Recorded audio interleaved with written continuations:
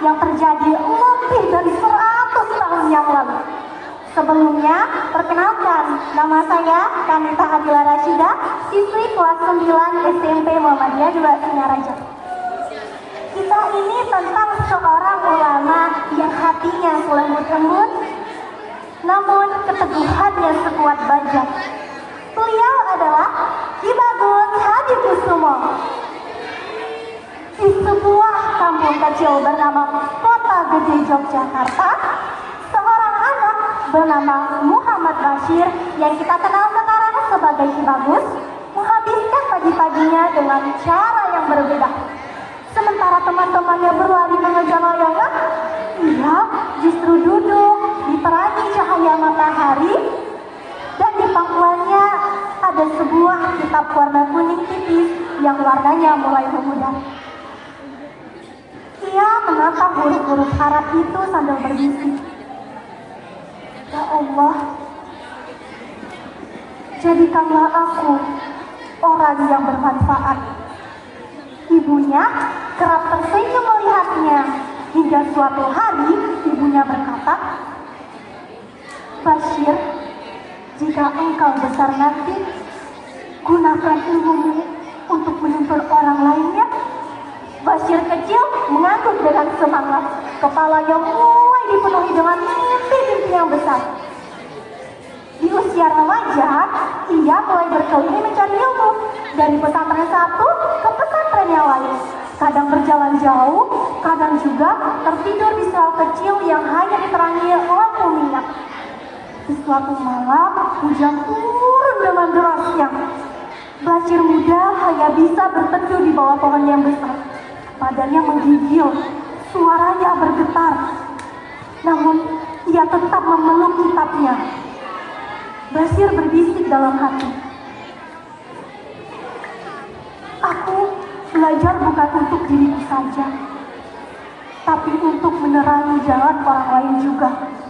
Dan benar, manusia yang tekun pasti akan tumbuh menjadi orang yang besar.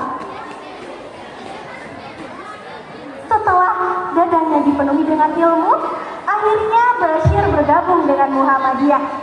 Disinilah dia mulai dikenal sebagai guru yang tegas namun penuh kasih sayang. Cara mengajarnya sangat hidup. Ia tidak hanya menjelaskan ayat-ayat saja, namun ia juga mengajarkan bagaimana ayat-ayat tersebut diterapkan dalam kehidupan. Orang-orang mulai memanggilnya sebagai Ki Bagus karena tuturnya yang lembut dan hatinya yang baik. Beliau sering berkata,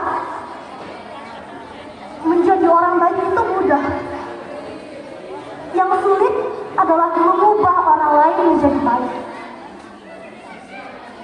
Saat penjajahan Jepang tiba, suasana menjadi mencekam. Banyak tokoh ditangkap, masyarakat hidup dengan ketakutan. Namun Ki Bagus tetap menguatkan masyarakat.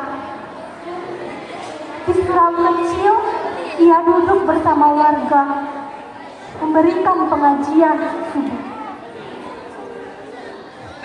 "Jangan takut," ucapnya pelan namun tegas. "Selama kita bersama Allah, tidak akan ada yang bisa memadamkan harapan." Masyarakat Kota Gede merasakan kenyamanan dalam suaranya. Tahun 1945, Indonesia berada di ambang kemerdekaan. Ki Bagus diangkat menjadi anggota BPUPKI dan PPKI, orang-orang yang bertugas sebagai perumus dasar negara. Ki Bagus sangat berjuang agar bangsa ini berdiri berlandaskan keimanan dan nilai kehumanan yang kuat. Namun, sehari sebelum kemerdekaan terjadi, sebuah kabar besar datang. Beberapa wilayah di Indonesia menolak rumusan pertama. Suasana sidang menjadi dingin. Para tokoh bangsa menunduk. Semua orang mulai menatap Ki Bagus. Ia menggenggam tangannya tangannya dengan kuat dan dengan hati yang ikhlas ia berkata, jika ini demi kepentingan bangsa, jika ini demi persatuan Indonesia, aku rela membatalkan rumusan itu. Asalkan Indonesia tetap satu. Itulah momen sejarah di mana ketika ulama mengalah demi persatuan bangsa Indonesia. Pada tahun 1954, Ki Bagus Hadikusumo wafat. Namun namanya tidak hilang. Ia tercatat sebagai pahlawan nasional.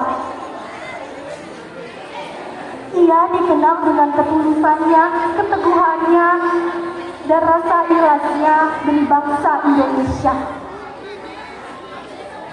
Dari Ki Bagus Hadikusumo kita bisa belajar bahwa ilmu tanpa ketulusan hanya akan menjadi suara.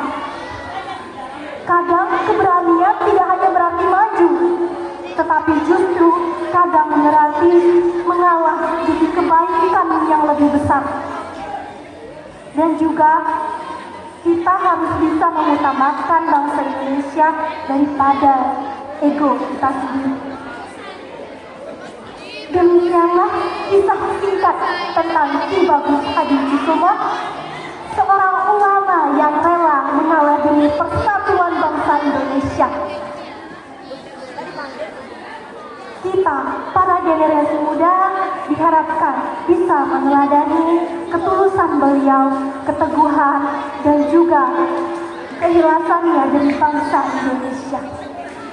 Saya, Kanita Abdullah Rashida, berterima kasih banyak kepada teman-teman yang sudah mendengarkan. Bila ada kurang, saya minta maaf. Terima kasih. Wassalamualaikum warahmatullahi wabarakatuh.